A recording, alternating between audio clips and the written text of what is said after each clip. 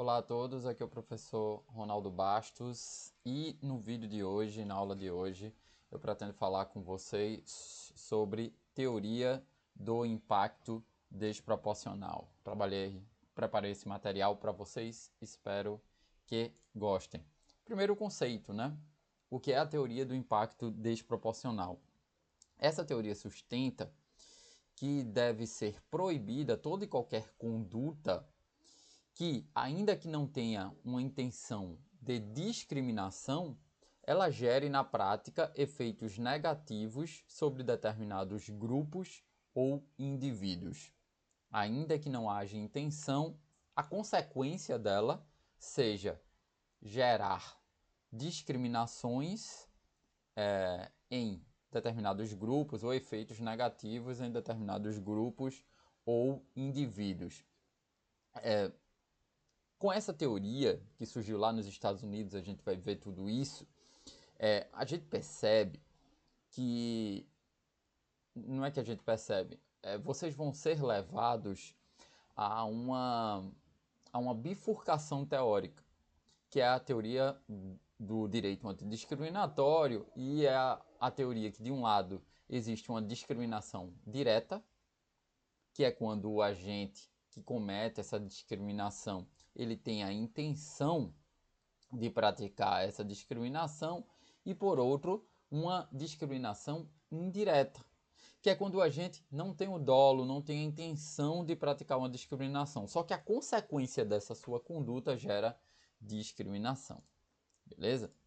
Então, aqui eu já coloco para vocês que há uma relação com a discriminação indireta quando há uma ausência de intencionalidade explícita de discriminar pessoas. Embora isso tenha sede doutrinária, ela já foi consagrada em convenções internacionais. Cito para vocês, deixa eu me tirar da tela aqui, cito para vocês a Convenção Interamericana contra o Racismo, que diz o seguinte: discriminação racial indireta é aquela que ocorre em qualquer esfera da vida, pública ou privada, quando um dispositivo, prática ou critério aparentemente neutro tem a capacidade de acarretar uma desvantagem particular para pessoas pertencentes a um grupo específico. Então, a teoria do impacto desproporcional eu quero que vocês relacionem com essa tese da discriminação indireta. Qual é a origem? Ela surgiu na Suprema Corte dos Estados Unidos, nesse caso aqui, Griggs versus Duke Power, em que uma determinada empresa ela, ela estabeleceu uma norma que exigia um teste, uma nota mínima em um teste de aptidão, aplicava a todos esses candidatos, e que essa norma reproduzia, no final das contas, os padrões existentes durante o período de segregação, já que só quem teria capacidade de atingir essas notas como regra seriam aquelas pessoas que foram à escola, tiveram capacidade de se instruir. Então, os juízes da Suprema Corte chegaram à conclusão de que, embora não haja uma discriminação direta, essa norma terminaria por discriminar os negros porque só os brancos daquela época teriam possibilidade de ascender esse emprego. Então a empresa não estava dizendo, eu não quero negros na minha empresa. Pelo menos não dizendo explicitamente, mas essa era a consequência dessa normativa empresarial. Então a origem está nesses casos, vocês que se interessam ou precisem trabalhar com esse tema. E a aplicação no Brasil? No Brasil, eu selecionei pelo menos 3 exemplos dessa teoria do impacto desproporcional. Quem acompanha a jurisprudência do Supremo sabe que o Supremo vem citando bastante essa teoria, mas eu citei apenas 3, são 3 exemplos clássicos. Um primeiro exemplo, bastante antigo, foi ainda quando da promulgação da Emenda Constitucional 98, que limitou os benefícios previdenciários a R$ 1.200. O problema não é o valor do benefício, ou a questão, a controvérsia, e que seja a aplicação da teoria do impacto desproporcional, é que foi discutido em relação àquelas pessoas que ganhavam um valor superior a isso. Quem pagaria esse plus?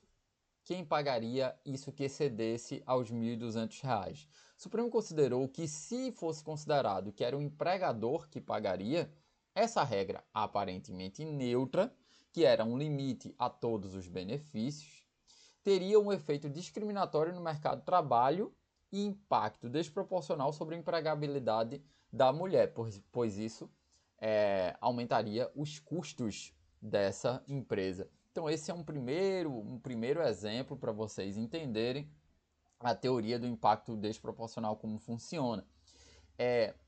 Vocês teriam que, para aplicar corretamente, hoje a gente tem legislação lá na lei de introdução às normas de direito civil que determina que o juiz tem que avaliar os impactos sociais da sua decisão. Mas essa teoria é muito aplicada pelo Supremo cada vez mais. Como segundo exemplo, eu trago para vocês uma decisão do Supremo Tribunal Federal, essa daí 6476, que discutia se era cabível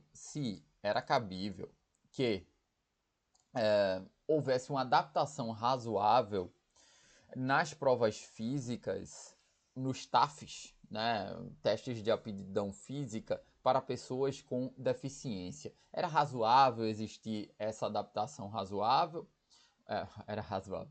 Era proporcional admitir essa adaptação razoável ou não? Isso ofenderia a igualdade. O Supremo considerou que, em obediência à Convenção Internacional sobre Direitos da Pessoa com Deficiência, que tem status de emenda constitucional, era obrigatória a necessidade de adaptação razoável às pessoas com deficiência, de modo que era inconstitucional a submissão genérica de candidatos com e sem deficiência aos mesmos critérios em provas físicas, sem a demonstração da sua necessidade para o exercício da função pública. Então, esse é um outro exemplo que a doutrina costuma citar da aplicação da teoria do impacto desproporcional. Um terceiro exemplo é a análise do crime militar de pederastia, artigo 235 do Código Penal Militar.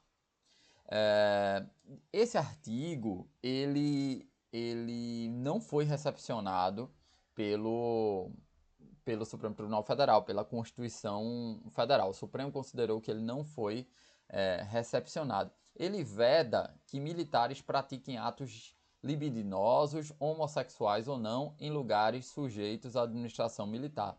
Vamos entender sem moralismo, vamos entender tecnicamente.